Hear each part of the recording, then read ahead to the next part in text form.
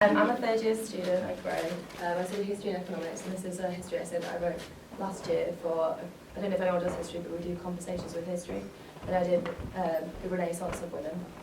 So I'm presenting a paper to you today on how useful is the corporeal term in understanding early modern European history.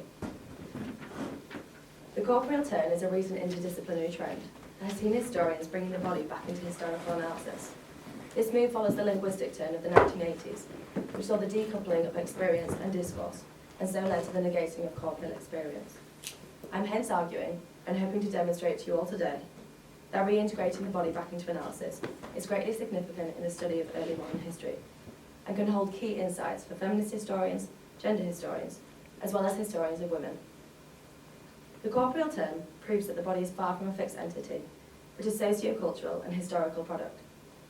To give an overview of my paper, I shall explore the term's usefulness in the early modern period through the corporeality of early modern men and women, by contemporary understanding of the body fed into power relations. This is highlighted by paradoxes between the male performer of power, yet anxious male, and the inferior and perverse female. Unsurprisingly, this firmly links the corporeal in tracing the history of patriarchy. I will also look at the somatic nature of gender and the further ways in which the identity is constructed from the body.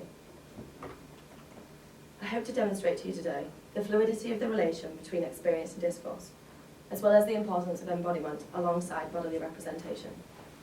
Bodies were central to the everyday lives of early modern men and women, and thus it is vital to incorporate the corporeal when understanding the dynamics of such a historical period.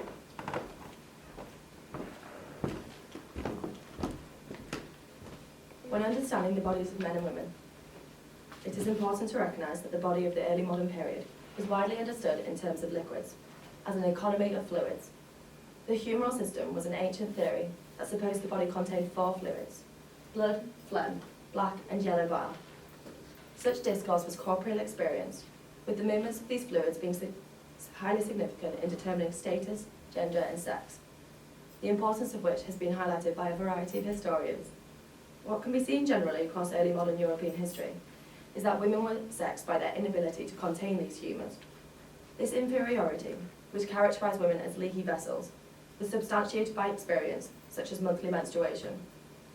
Thus we can see that corporeal experience fed into and corroborated early modern discourse and bodily representation. The body's construction embodied characteristics of a person, and thus the physical leaking of women was seen as a manifestation of their weak and irrational minds. Not only was the leaky woman an inferior being, but she was constructed as a threat to man. One example from 17th century England is Poor Anthony's Complaint, a comedic story in which a man's wife accidentally urinates on him because he has failed to satisfy her demands. Such leaky jokes were to insult women, but they also demonstrated the fears of the anxious male regarding the perverse female. Female irrationality and the threat of the sexually voracious woman became embodied, culturally specifically, by leaking. However, negative female bodily experience also surfaced in lack of leaking. For example, the women of Eisenach, studied by Barbara Duden, feared greatly the stagnation of the humours and valued the leaking of these liquids. What we can see is that where early modern life rested on the right balance of liquids, women's experience, drawn from their bodies, was consistently vulnerable, both to themselves and to their contemporaries. In contrast to women, men were undoubtedly considered the superior sex. This is evident in both discourse and corporeal experience. In terms of the humours, men performed self-control, not simply externally, but in preventing leaking from the body, where male sin stemmed from activities that caused the eruption of fluids, like vomit. In other ways, men were seen at more risk of plethora because of their lack of loss of liquids, and encouraged to purge. The pressure to control the humours helps explain partially some of the pressure on masculinity, as a lack of control meant forfeiting their masculinity. However, leaking was not always gendered. Lisa Wynne-Smith and Cathy McLeod both point out the existence of the menstruating man, but crucially this was venerated as the flowing man. Furthermore, Wynne-Smith's case study of early modern France and England shows that a changing hardening notion of masculinity meant that being a leaky man was no longer acceptable. Thus corporeal experience and understanding is very much affected by popular discourse and vice versa.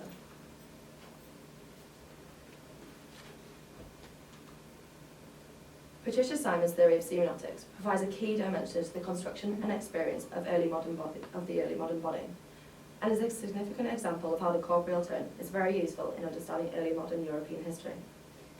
Semen was seen as the purest blood and the highest and most desired corporeal currency. It symbolised virility in the man, as did its purse, the testicles, and was seen to be desired by women not simply for reproduction, but also sexual pleasure. However, this played into the fear of the sexually voracious female, who could steal a man's power, as her snatching womb was seen to rob the testicular purse of both its coinage and the man of his power, hence the widespread fear of castration and cuckolding by women. The theory of semiotics leads us into how bodily experience plays into power dynamics. The high value of semen set the basis of society, whereby women were purchased either by semen or by coinage. Men were in charge of the economic, political, and corporeal power. Ejaculation and potency was also highly important as part of functionality. This can be seen in the sexing of hermaphrodites, which often depended on the production of the male seed. The theory of semiotics also provides roots for power relation and the anxious male, because the female body could so easily take away his honour by depleting the man both physically and economically. This perversity was exemplified in the age-old fear of the old woman who marries the young man. As you can see here, the sexually voracious woman, but sterile woman, steals the young man's coinage. The perversity of women was embodied in different ways across Europe, such as the earlier example of incontinence, or Catherine Park's study of the rediscovery of the clitoris in early modern France. This is a key example of the dynamics of medical discourse, embodiment, and experience. The threat that the clitoris posed to male power by allowing possible penetration and tribadism amongst women caused it to be a popular cultural concern. Moving on, the corporeal term can also inform us of the path and local differences in the history of patriarchy. As I said earlier, according to Simon's theory of semiotics, the semen and testicles were of ultimate importance, whereby women were necessarily physically dependent on what only men could provide, and thus corporeal authority translated into political and economic authority. And hence, Titian's Danae, which represents her seduction by Zeus. So you can see all the gold coins like falling from the sky onto that. Dominance was expressed in different ways throughout the life stages of early modern women. In the case of Reformation Germany, good Christians were expected to marry, and with this sexual relations. The husband becoming the master of the woman coincided with becoming the master of work. A woman similarly gained power over single women by becoming married, for she gained corporeal knowledge of pregnancy and such like. Whilst Roper's study shows the demonisation of women in old age, as the witch hunts were characterised by old elderly women who were believed to harm infants and new mothers.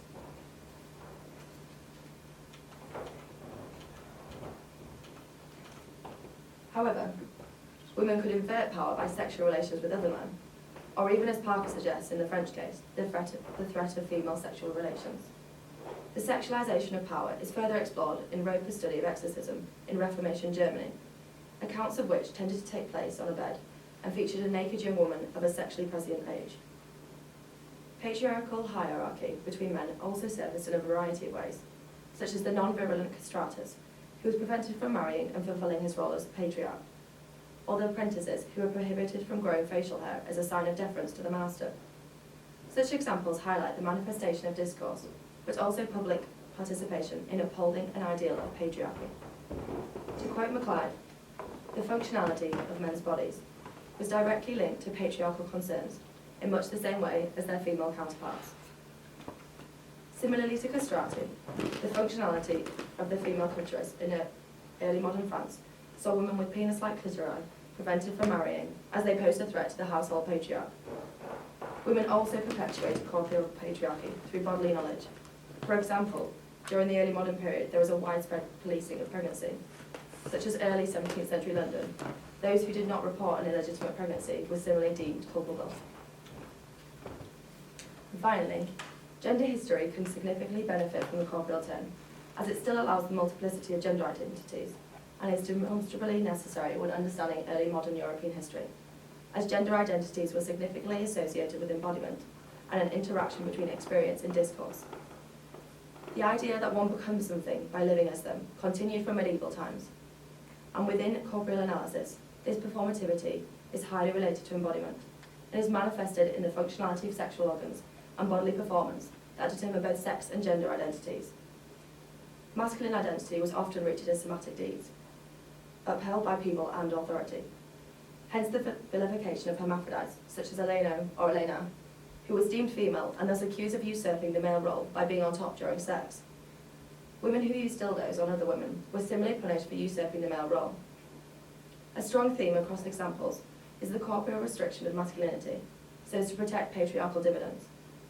Hence the restriction of the castrati from normative masculinity, or the feminization of sodomized men, because femininity resided in being touched. The body was unfailingly linked to the construction of identity. Though there are problems with the corporeal term, such as the loss of local body and sweeping generalisations, a lack of historical sources for bodily experiences, especially for women, and it can lead to binary divisions and analysis. But as long as you're aware of this, people avoid such divisions. So, in conclusion, the corporeal term is highly important.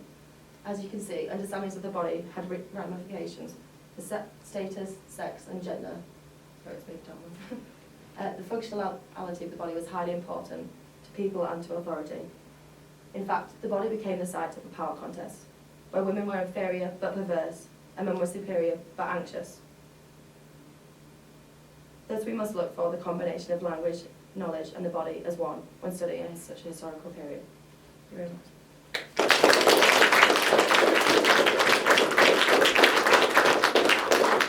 We have a few minutes for questions. That was really interesting, thank you.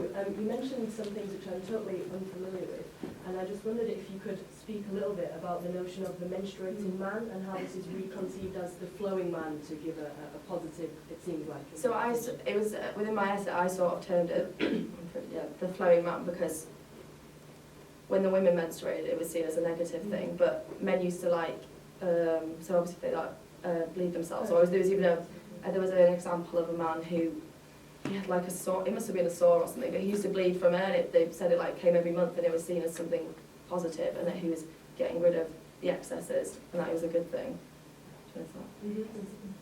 Question. What's the local body that you mentioned? Do you guys want to come in?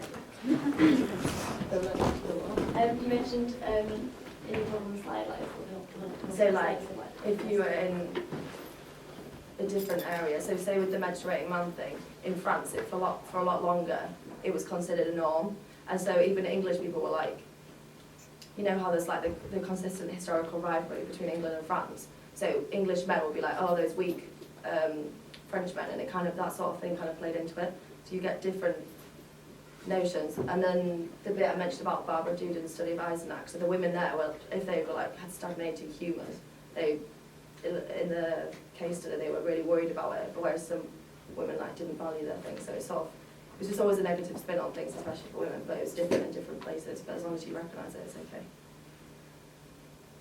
Do you have any other questions? No? Okay, great. Thank you very much. Thank you very much.